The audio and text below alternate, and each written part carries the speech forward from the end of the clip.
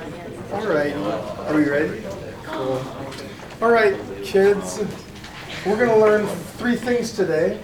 We're going to derive an expression for kinetic energy, and you're going to be plugging into that and finding what the kinetic energy of certain things are. Then we're going to learn the work energy theorem. That is, we're going to learn that if you want to change the kinetic energy of something, then you need a net force doing work on it. And in fact, the work done by that net force equals the change in kinetic energy. And then finally, we're going to learn about gravitational potential energy. Gravitational potential energy ends up equaling m times g times h, the h above the ground. And then if we have time left over, we'll do some chapter 5 conceptions. So here we go. Kinetic energy, formula for kinetic energy.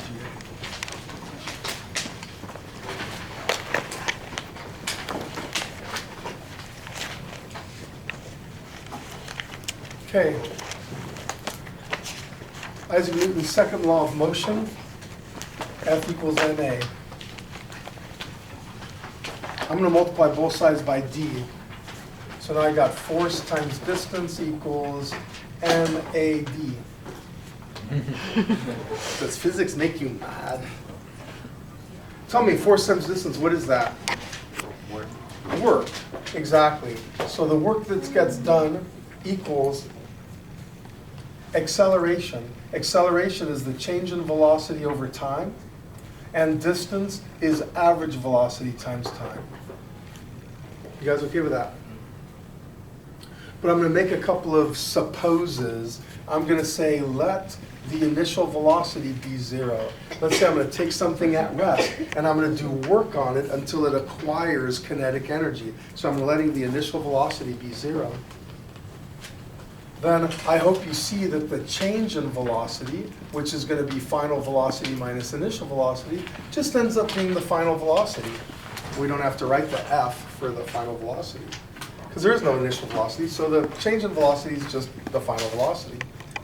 Also, we're going to let acceleration be constant. We're going to say that we're doing this over a constant acceleration. Now, this works under all other circumstances, but just for the derivation, we're going to say, let's pretend acceleration is constant. Then are you okay that the average velocity ends up being halfway between the initial velocity and the final velocity?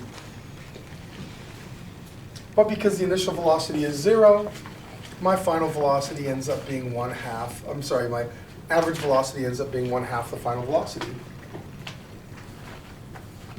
So I get the following. I get m times v over t times 1/2 v times t. The t's cancel, and I get 1/2 mv squared. That's the work I needed to do to take something from rest to make it have a velocity v, essentially. Well, all of that work got turned into energy, and the energy we call kinetic energy. So there it is. That's our formula for kinetic energy, 1/2 mv squared.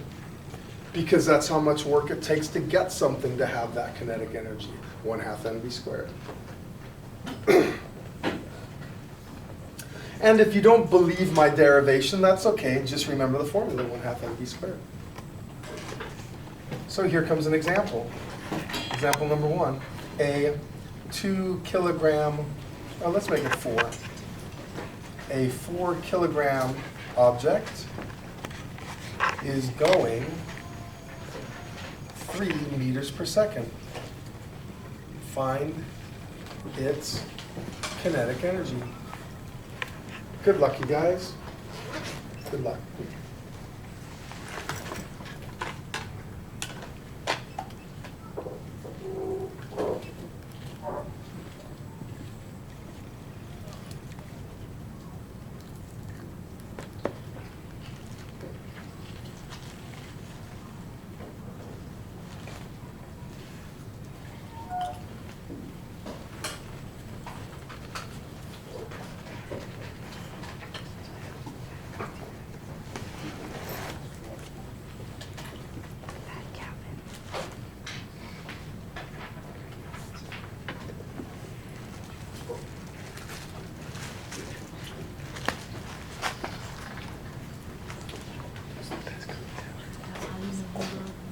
Well, hope everyone's plugging into 1/2 mv squared. got 1/2 times 4 kilograms times 3 meters per second squared. What'd you guys get? 18. Good, 18, and what's the units? Good, joules, 18 joules. And I know it's joules because do you see I have kilogram meter squared over second squared? So I've got the units, kilogram meter squared over second squared, which is the same as kilogram meters over second squared times meters. That's newtons, that's meters. Newton meters gets me my joules, and it's all good. Okay, any question or problem on the kinetic energy? Then hey, let's move on to the work energy theorem.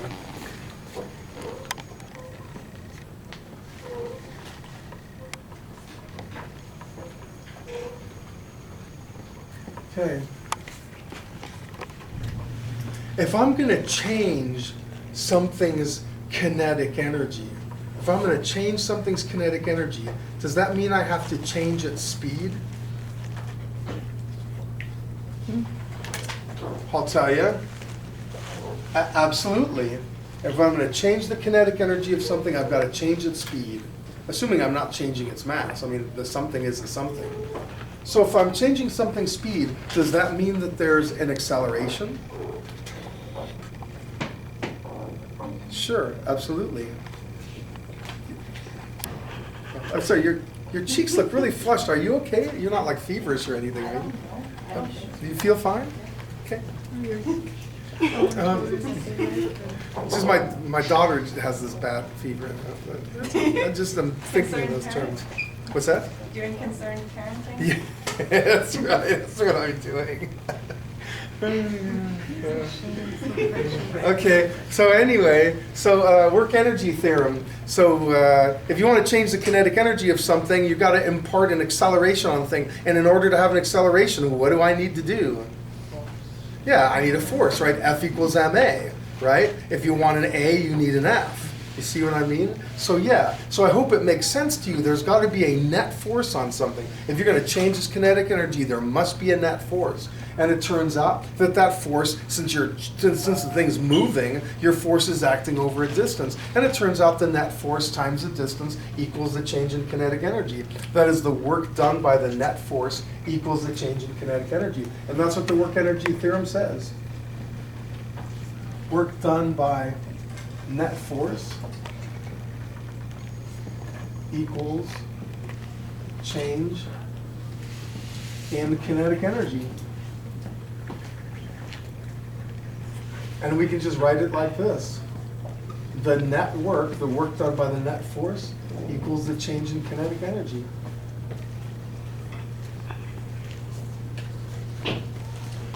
I'm going to do an example for you, and then I'm going to give you guys an example. Here we go. Example number 1. Okay.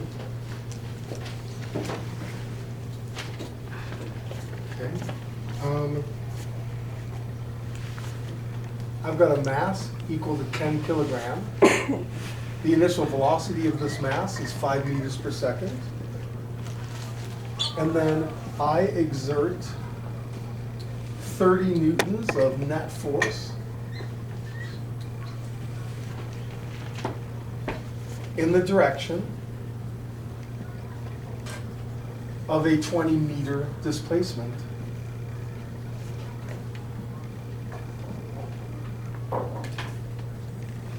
So I'm exerting a 30 Newton net force in the direction of 20-meter displacement. So I've displaced at 20 meters. Find the final velocity.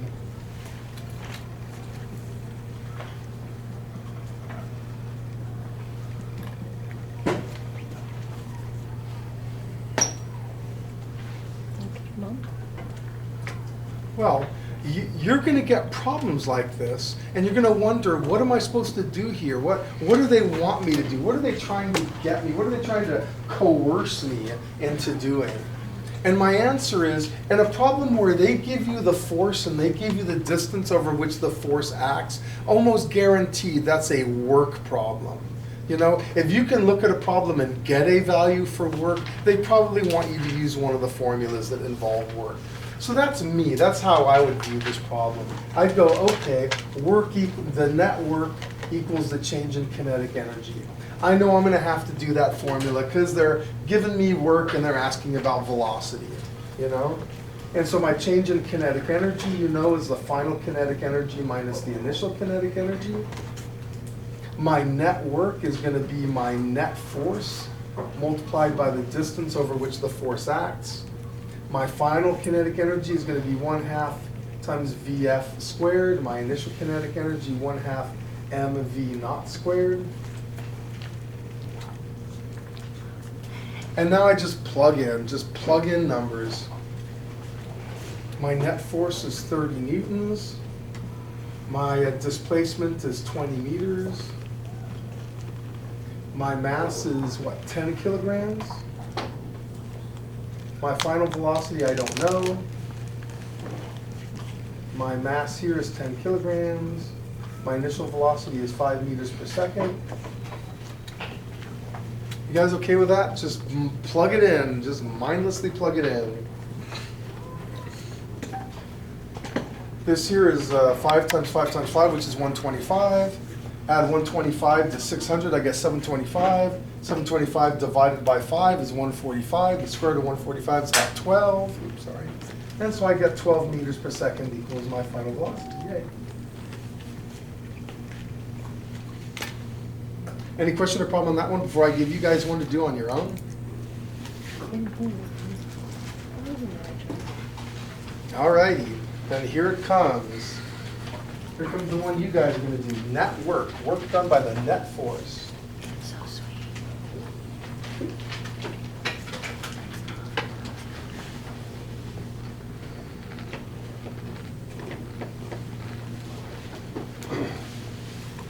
Okay.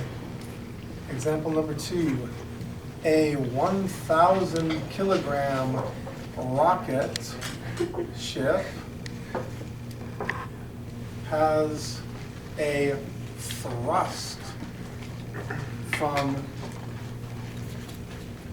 its fuel, from burning its fuel, of 15,000 newtons. It starts from rest.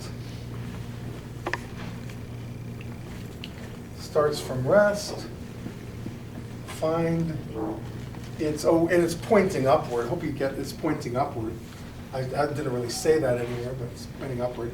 It starts from rest. Find its speed when it's 100 meters high. Good luck.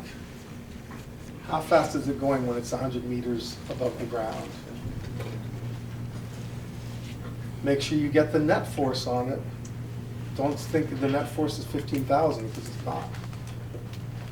Good luck, you guys.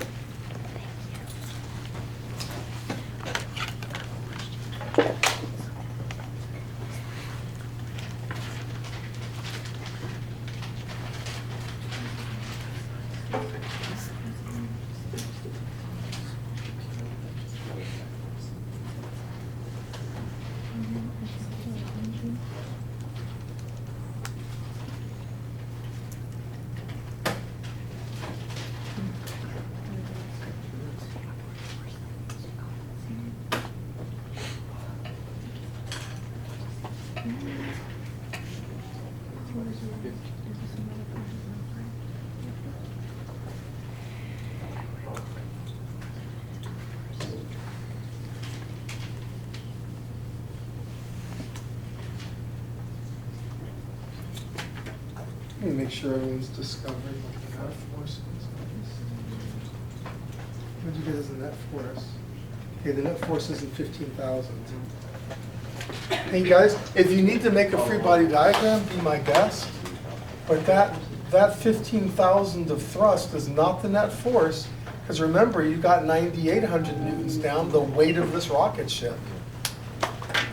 So I hope you're getting that the net force is not 15,000.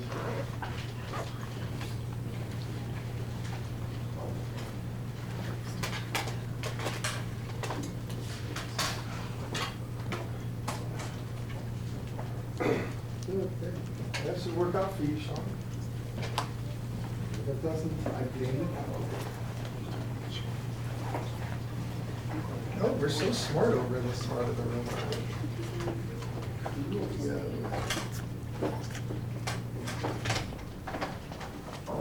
Good for you, Fatima. You're correct. Don't ever change. No matter what anyone says, no matter how much they beg you to change, just don't change. Now here's the thing, the net force isn't 9,800. The net force is 5,200, right? Yeah, the net force is 5,200 up. Let me see what you got here. Okay, you're figuring out what your net force is? Very good. Justin, I see a correct answer in your future. Oh, do you have a football game today? Yeah. Good luck. Go get them. Who are we playing? Who are you playing? Rancho. Rancho. Aren't they like ranked? Good luck. They're like them and Upland are like the powers of this region.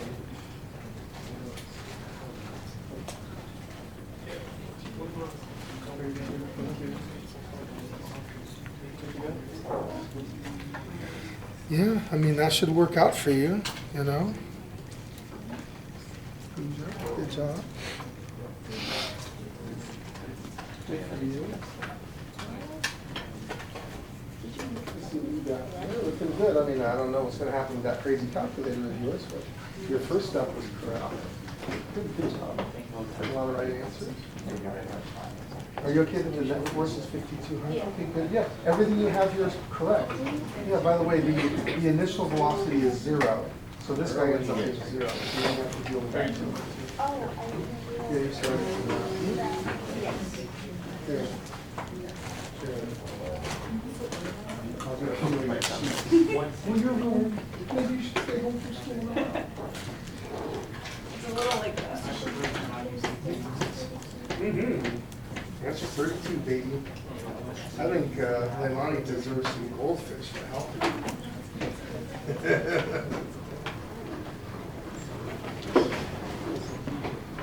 It goes to control.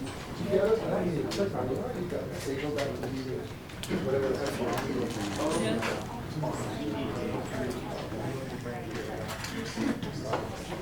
Oh, is it Mandy? Oh, wow. Yeah. Oh, good for you. Huh. Oh, I think they really go for the famous stuff. I'm glad. All right, guys. Hey, if you're not done, I feel bad for you, but I'm going to do it. Net work equals change in kinetic energy. Net force times the distance equals 1/2 mvf squared minus 1/2 mv naught squared. Hopefully everyone realizes that that guy's 0. Hopefully you can see visually that the net force is 5,200. So I got 5,200 newtons times 100 meters equals 1/2 times 1,000 kilograms times the final velocity squared. So you get a velocity of 32 meters per second approximately. Any question or problem on this? If you have this first step right, then just the rest is algebra, I guess. Okay, well, hey, that's the work energy theorem. I don't have anything more to talk about that. You'll just get several scenarios on tonight's homework where you're going to be doing net force times distance equals change in kinetic energy. It's that simple. So let's go ahead and do gravity, gravitational potential energy.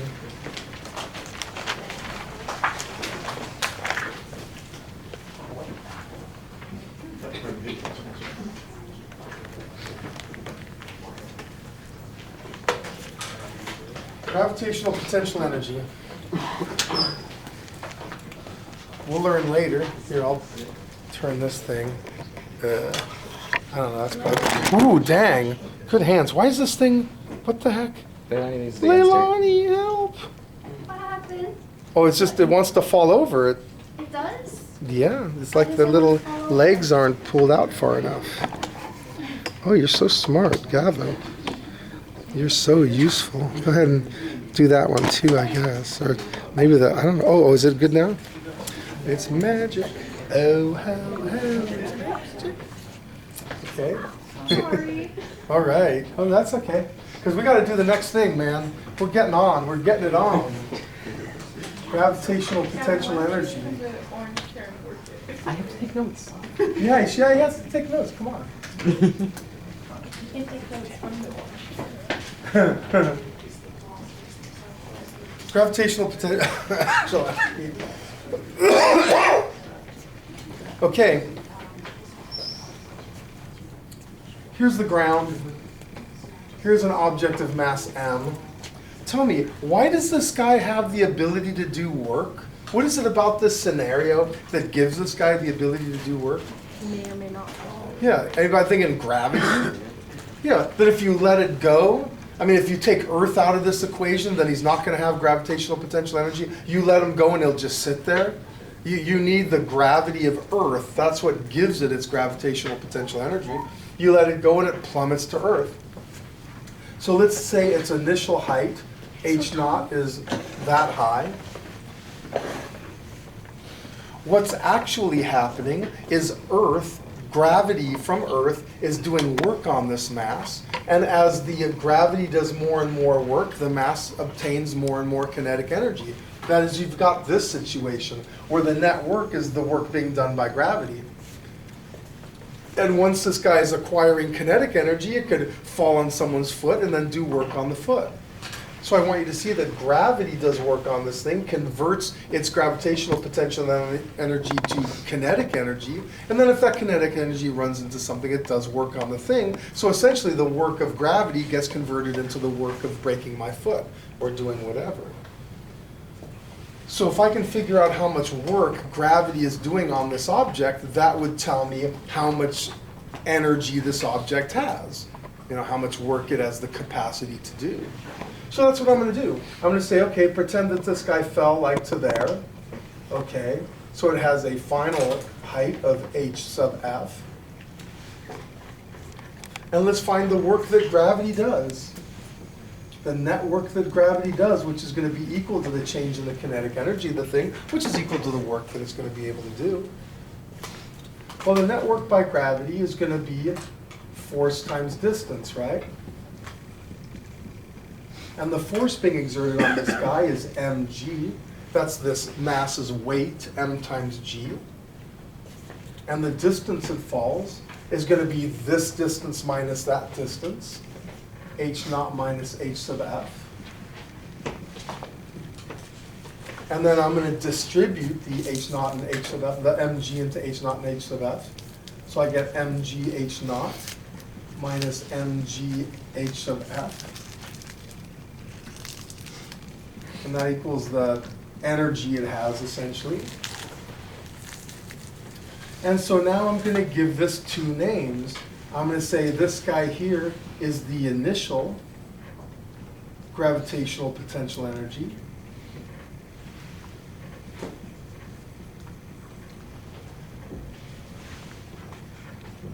And this guy here is going to be the final gravitational potential energy. And if you don't mind, I'm just going to use the abbreviation PE sub G, which our textbook uses. And there it is. Now, what if h sub f is equal to 0? That is, what if this mass falls all the way to the ground? Then do you see my gravitational potential energy is just mgh? And that's what we get. We get our happy little formula, gravitational potential energy equals mgh, which is the work that the Earth does on something to take it all the way to the ground.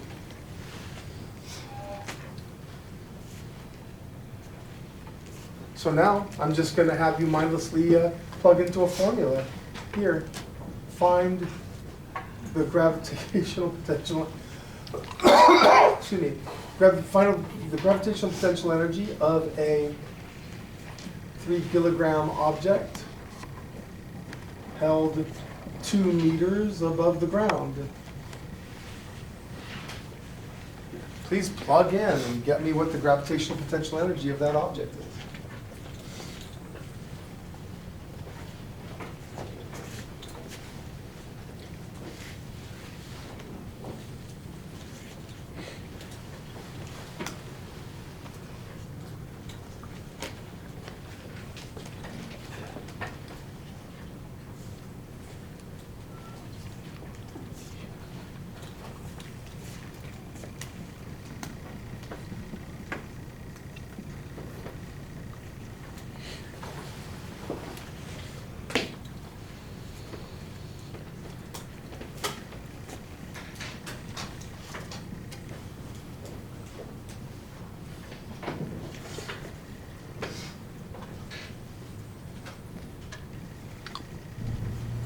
All right, hey, what'd you guys get? You guys getting 58.8? Cool, 58.8. And what's the units? Joules. All of the energies that we learn about are going to be joules. And the work as well. And do you see it works out? Kilogram meters per second squared, that's newtons, times meters. Newton meters is joules. Great. There's one more thing you need to know about this gravitational potential energy. It's always measured relative to an arbitrary zero level. And the zero level is arbitrary, meaning you can choose it to be whatever you want. So for example, let's say I have a ledge, and on the ledge is a flower pot. Okay. So here's my flower pot on the ledge, and this ledge is 30 meters high. So if I knew the weight of the flower pot, I could do the weight times 30 meters and I would get the gravitational potential energy of the flower pot.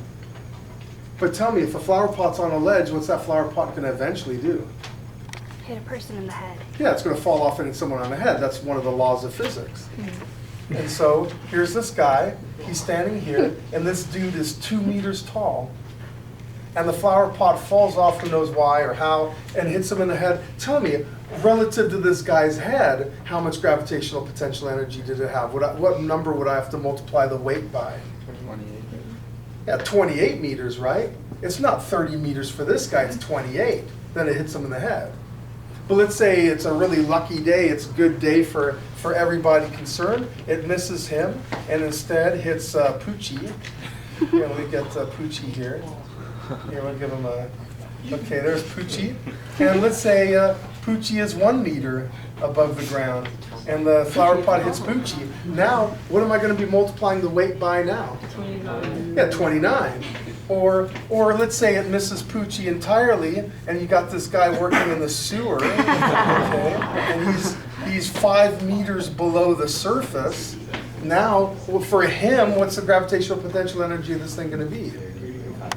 Yeah, 35 times its weight. You see, so I just want to emphasize that unlike kinetic energy, gravitational potential energy is always measured relative to an arbitrary zero level. Yeah, I'd say that it's measured relative to the ground, but you get to decide where the ground is. You see? All righty. Hey, anything else on that? Okay, then let me just go through a couple of the conceptuals. We already did the one with the spinner, the masses on the spinning turntable, didn't we? Okay. Do you want me to turn this off? Then there's really only like one or two more of those conceptuals I want to talk about. Mr. Shana. Yes. Do you want me to turn this off? What's that? Do you want me to turn this off? Oh yeah, turn it off.